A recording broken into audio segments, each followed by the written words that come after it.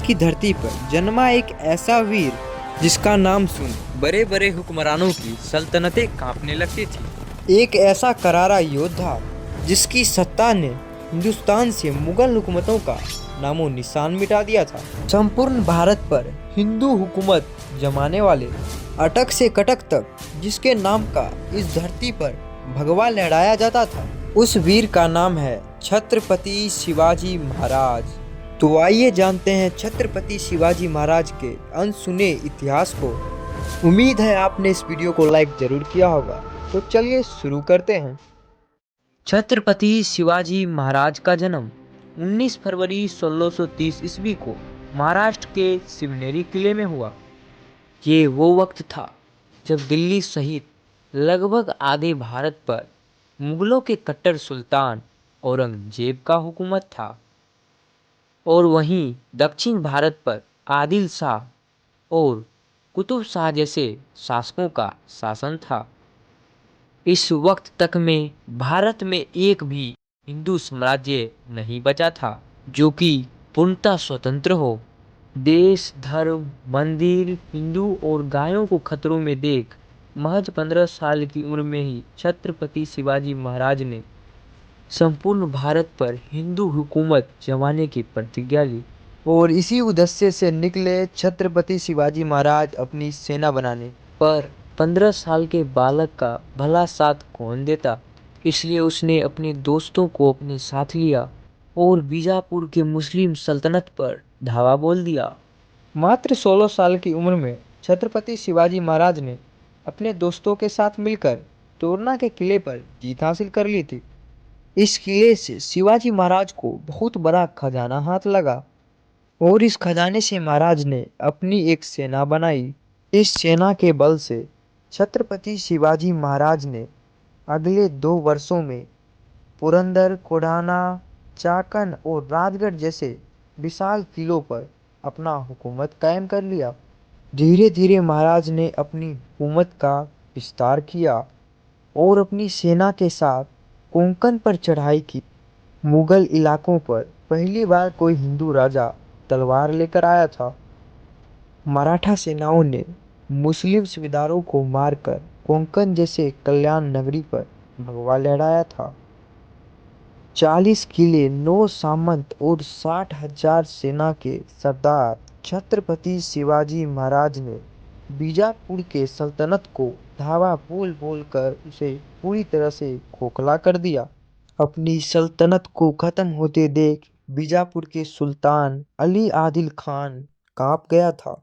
उसके बाद अली आदिल खान ने अपने सेनापति को एक विशाल सेना देकर छत्रपति शिवाजी महाराज के इलाके में जाने को कहा। शिवाजी महाराज इस समय प्रतापगढ़ किले में थे। ईस्वी सन 1959 में अफजल खान अपनी बड़ी सेना को लेकर प्रतापगढ़ की ओर बढ़ने लगा। हिंदू, गौ, बच्चे और ब्राह्मणों का कत्लेआम करते हुए उसकी पूरी सेना मैदान में पहुंची। युद्ध के बहाने असलियत में अफजल खान के इरादे महाराज को धोखे से मारने के थे, इसलिए अफजल खान ने महाराज के समक्ष एक संधि का प्रस्ताव रखा। उसके अगले दिन ही महाराज के अफजल खान से एक मुलाकात हुई। गले मिलने के बहाने लंबे चौड़े अफजल खान ने छत्रपति शिवाजी महाराज को अपने बाहों में दबोच लिया और उनके पीठ में खंजर से वार किया, परंतु कपड़े के नीचे लोहे का कवच पहने छत्रपति शिवाजी महाराज ने अपने बाघ नख निकालकर अफजल खान को वहीं के वहीं जीत डाला। अफजल खान के मरते ही उसकी तमाम सेनाएं हवा की रफ्तार से भाग निकली, परंतु महाराज पर हमले से नाराज मराठा सेनाएं भागती हुई आदिल सेनाओं के पीछे भिड़ गई। परंतु दोस्तों, गुस्से से लबरेज भगवा तलवारों ने लगभग 8,000 आदिल सेनाओं को गाजर मूली की तरह काट डाला। अफजल खान के द्वारा मंदिरों के विध्वंस का गुस्सा छत्रपति शिवाजी महाराज ने बीजापुर की सल्तनत पर उतारा। ईस्वी सन 1660 तक शिवाजी महाराज ने बीजापुर के चौथाई भाग तक अपना कब्जा कर लिया। सल्तनत के किले ध्वंस हो गए, साथ ही जहांगीरें लुट गई।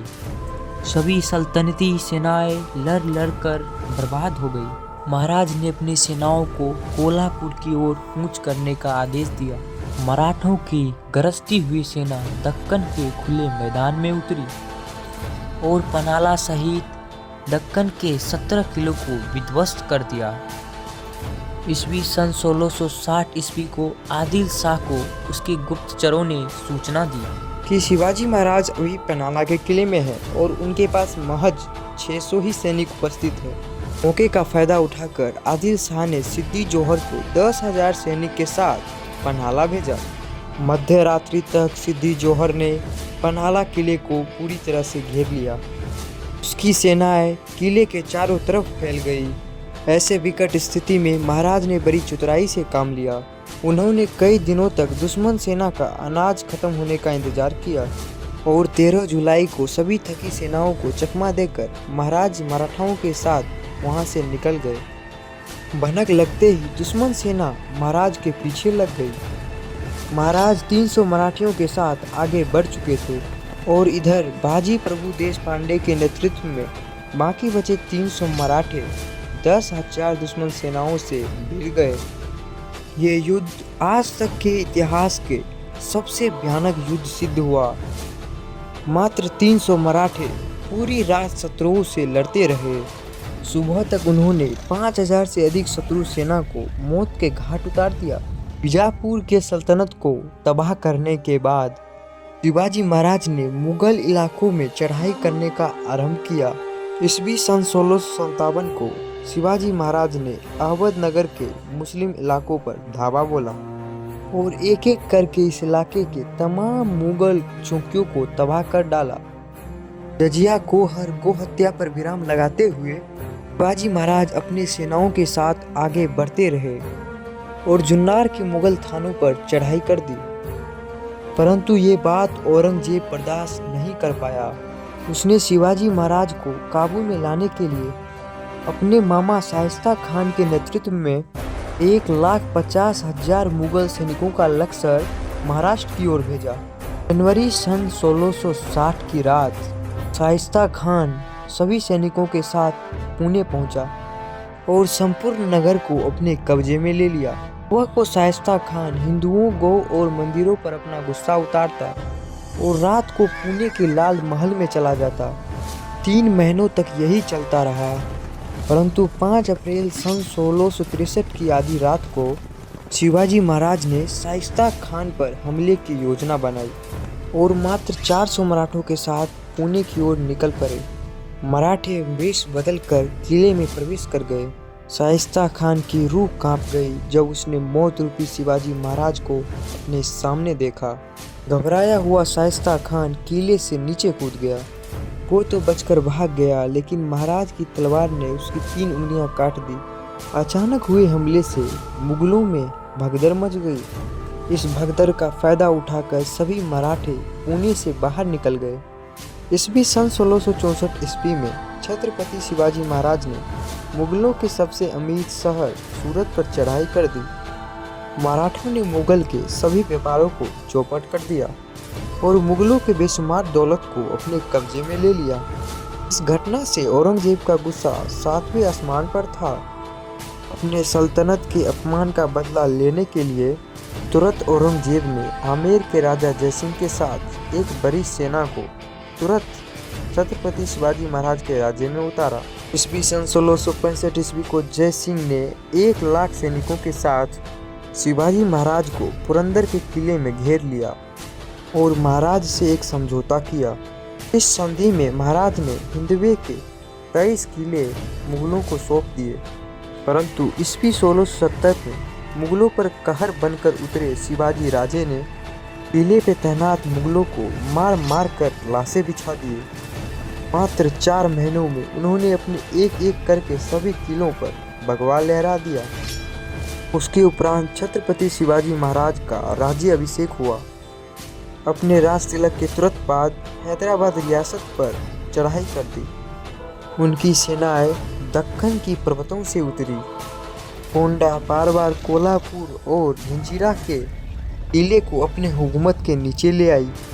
छत्रपति शिवाजी महाराज ने कर्नाटक से होते हुए वेल्लोर, गुंगू, मैसूर और तमिलनाडु जैसे इलाकों पर अपनी हुकूमत कायम की। इस बीच सन 1680 ईस्वी में छत्रपति शिवाजी महाराज ने हनुमान जयंती के दिवस स्वर्ग को प्रस्थान किया। सलाम है ऐसे वीर सपूतों को और उस माँ को जिसने ऐसा पूत को जन्म दिया। तो दोस्तों, ये थी छत्रपति शिवाजी महाराज की एक अनोखी सच्चाई जो इन्हें वाकई में एक महान योद्धा बनाती है। तो दोस्तों, इस वीडियो में बस इतना ही। तो चलिए जल्दी मिलते हैं एक और नए वीडियो के साथ, और तब तक के लिए ध्यान रखें।